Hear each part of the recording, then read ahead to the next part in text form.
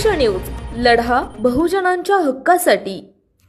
जब यहाँ पे एक माहौल तैयार हो गया, हमारा मराठा समाज जब अतुल सावे के पूरे खिलाफ में चला गया, और जाना भी चाहिए, जिस जरंगे पाटिल ने मराठा समाज को बेदार किया, एक छोटे से गांव का एक मामूली सा आदमी अपने कौम के लिए, अपने समाज के लिए जब लड़ता है तो कैसा पूरा समाज आग बंद करके उसके पीछे चला जाता है। जब उन्हें यह एहसास हुआ कि मराठा समाज हमारा साथ नहीं देगा, अतुल सावे गार्डियन मिनिस्टर थे, जब वहां पर जरंगे पाटिल और उनके समर्थकों पर लाठीचार्ज किया गया, ये इम्तियाज जलील है। महाराष्ट्र के, हिंदुस्तान की पार्लियामेंट के अंदर महाराष्ट्र के 48 मेंबर ऑफ पार्लियामेंट है, लेकिन उस पार्लियामेंट के अंदर किसी और ने नहीं, इम्तियाज जलील ने खड़े रहकर पूरे पार्लियामेंट के अंदर जरंगे पाटिल का नाम लेकर यह कहा था कि हमें सीखना चाहिए जरंगे पाटिल से, जिसने एक आदमी ने पूरे महाराष्ट्र की नाक में दम करके रखा है हुकूमत की। जरंगे पाटिल साहब ने यह कहा है कि हम उनका साथ देंगे जो हमारे मुद्दे को उठाएगा। जरंगे साहब, आपने तो मुझसे बोला भी नहीं था, लेकिन उसके बावजूद, चाहे वो मैं हूं या मेरे कायद बैरिस्टर असदुद्दीन अवैसी साहब हो, उन्होंने हमेशा आपका समर्थन किया है, तायीद किया है। और मैं आज आपको इस एफिडेविट के जरिए, इस वचननामा के जरिए मैं और नासिर सिद्दीकी ये आपसे वादा करते हैं कि एक बार हमें आप विधानसभा भिजाइए, आपके लोग इतना नहीं बोलेंगे जितना हम लड़ेंगे आपके लिए। ये है एफिडेविट। लेकिन अगले 2-3 दिनों के अंदर क्या क्या साजिशें होने वाली है, आप अच्छी तरह से समझ सकते हैं मेरे भाई। आप ये समझ लीजिएगा कि किसी के बोलने पर अगर हमारा यहाँ का वोट अगर तकसीम हो गया, तो आप समझ लीजिएगा वो वोट सीधा भारतीय जनता पार्टी की झोली में जाने वाला है। सरकार उनकी है, प्रशासन उनकी है, पुलिस उनकी है, हर तरीके से वो अपने बल का, अपनी ताकत का इस्तेमाल करने वाले हैं। हमारी आपकी ये जिम्मेदारी है कि हम लोग इस इलेक्शन को कैसे लड़ते हैं।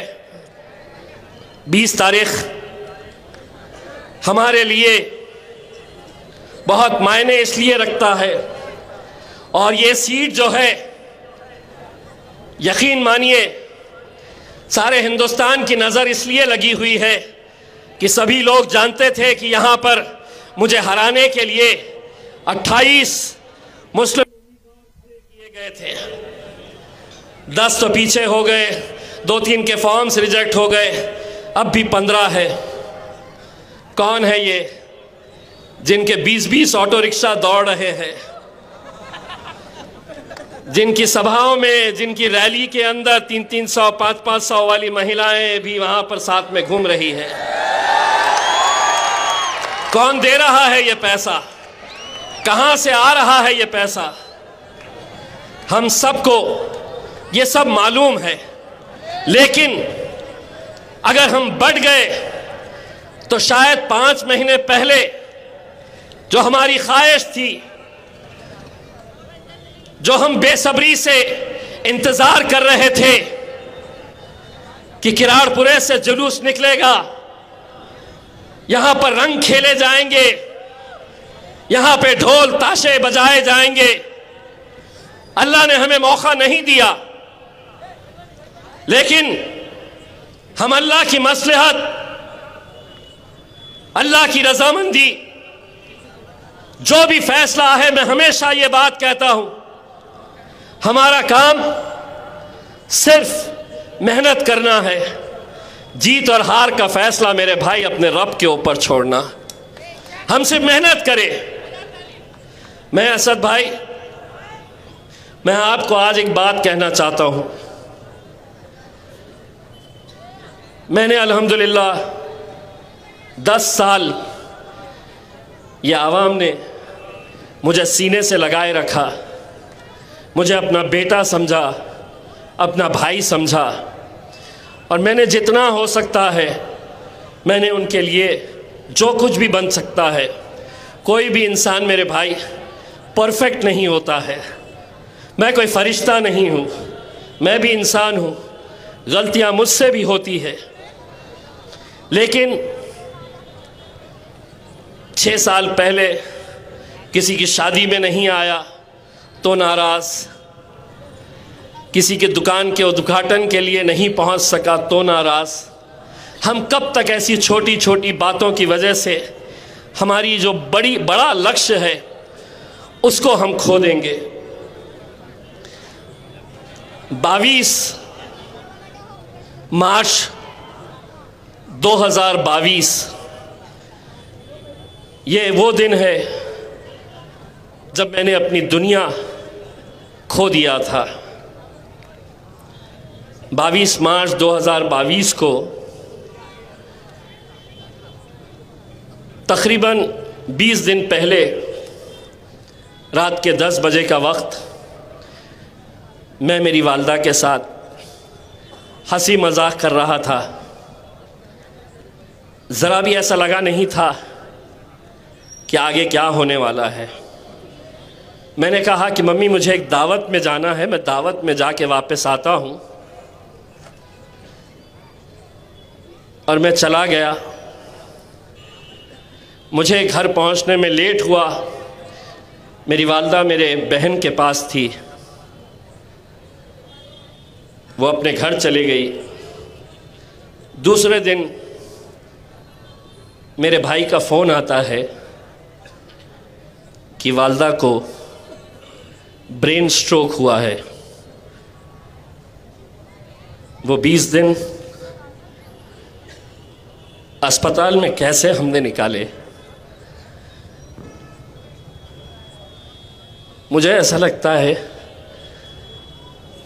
कि मेरी वालदा वैसे ही नहीं मरी। कहीं ना कहीं वो हर रोज़ मेरी कमी महसूस करती थी। वो चाहती थी कि मैं ज़्यादा से ज़्यादा वक्त उसके साथ बैठूं, लेकिन मैं बैठ नहीं पाता था। 22 तारीख के दिन जब हॉस्पिटल में डॉक्टर ने कहा कि बहुत मुश्किल है, आप प्रार्थना करिए, मैं मेरे मम्मी के पैरों के पास खड़ा हुआ था। उनके पैरों को पकड़ के मैं सिर्फ यही दुआ कर रहा था कि अल्लाह मैं सब कुछ छोड़ दूंगा, मैं सियासत भी छोड़ दूंगा, मुझे नहीं चाहिए ये एमपी, कोई एमएलए मुझे बनना नहीं है। मैं उसके पैर पकड़कर बस यही दुआ कर रहा था, या अल्लाह मेरी मम्मी की आंखें खुलवा दे। मैं पूरा वक्त मेरी माँ को देना चाहता था। मैं वो स्क्रीन पर देख रहा था कि उसके हार्ट बीट्स किस तरीके से ख़त्म होते जा रहे थे। शायद वो अपने बच्चे की आवाज़ खामोशी में भी सुन रही थी कि ये सब छोड़ना चाहता है, अपनी आवाम की मोहब्बत, ना उसको एमपी चाहिए ना एमएलए चाहिए, वो मेरे साथ रहना चाहता है। मैंने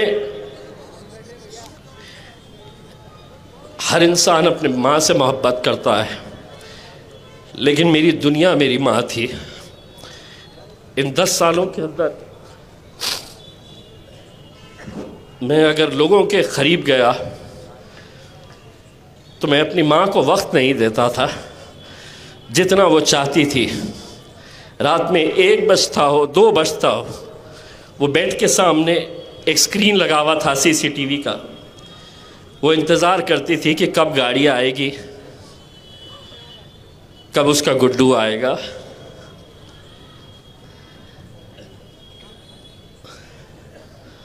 दोस्तों, और अगर उस दिन मेरी माँ आँख खोल देती तो शायद मैं सियासत में नहीं रहता।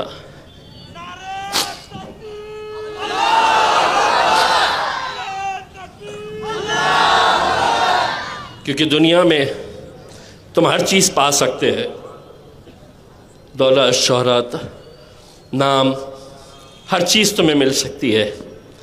नौजवानों, मैं तुमसे ही अपील करना चाहूँगा, ये दौलत को जाने मत देना। बहुत खुशनसीब है वो लोग जिनकी माएँ हैं। मेरे वालिद साहब का इंतकाल करीब 30 साल पहले हुआ, तो मुझे बड़ा एक भाई की हैसियत से, नतीजा कुछ भी आए, एक बात यहाँ से ज़रूर लेकर जाना, मुझे वोट देना नहीं देना, मुझे इतना अफसोस नहीं होगा, लेकिन कभी किसी की माँ मिल जाए मुझे और वो मुझसे अगर ये कहे कि बेटा तुम्हारे बोलने की वजह से हमारा बेटा अब हमें मोहब्बत से देखता है, गले लगाता है, प्यार करता है, तो मैं समझूंगा इसमें मेरी जीत है मेरे भाइयों।